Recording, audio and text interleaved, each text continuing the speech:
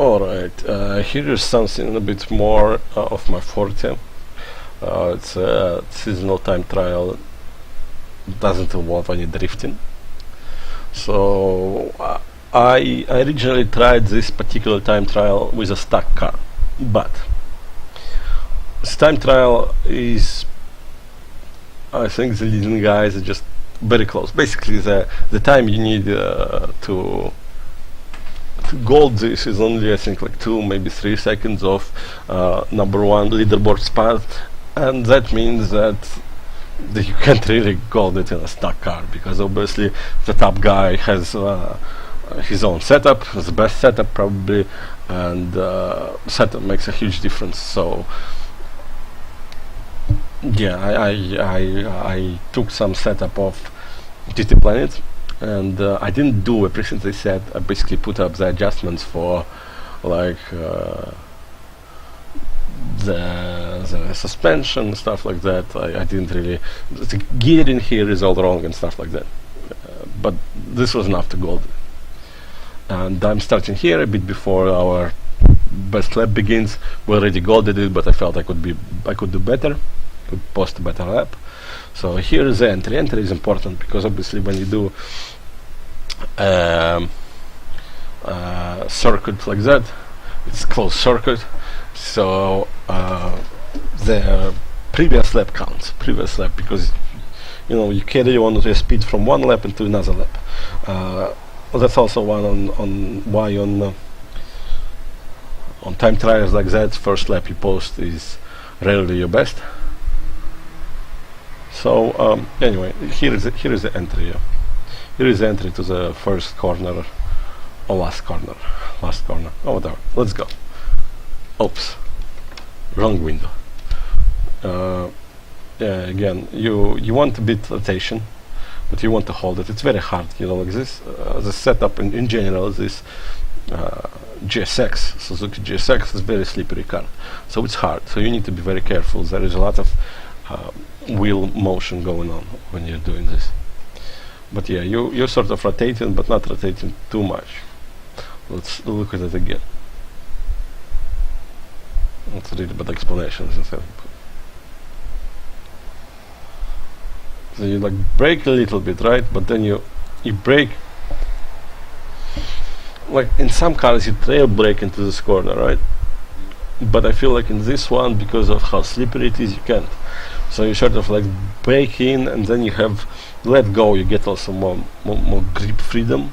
So you try to put it into a slide, but not like full slide. And here you sewing at the wheel very, very hard, because the car, as you can see, there is front car and me, we're getting both a bit rear rotation. This one you brake again, you brake pretty far into the corner. Again, the same thing applies. You don't want to jam the brakes. If you jam the brakes, you will lock up, but this one is fine. Like you're applying more. Here I'm going for late apex. I'm not sure if that's the correct way to take this corner, but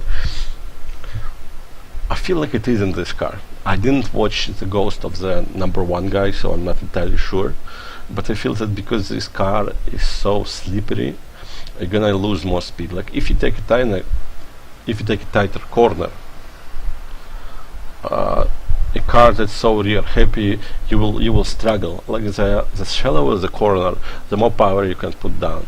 So you need a car that holds the rear down in a situation like that, and this car just doesn't. So whenever I would take a tight corner here, I would lose more speed. So this one is obviously not even a corner, a kink of some sorts. Here you brake fairly early, again fairly heavy, and again no trail braking for me personally in this car. Then you accelerate, you just have to measure your acceleration strength. And here when I had stock cars, this was very tricky corner, because obviously I didn't have the rear spoiler like I do here. So the car definitely tended to go a lot to the left. I had to brake through this corner, because again, braking through this corner allows for slower entry. But because when you didn't brake, you went so far to the left, and you sort of had to micromanage this, you actually obviously when you use brakes in a stock car you get better exit, and you know you compromised entry but got better exit.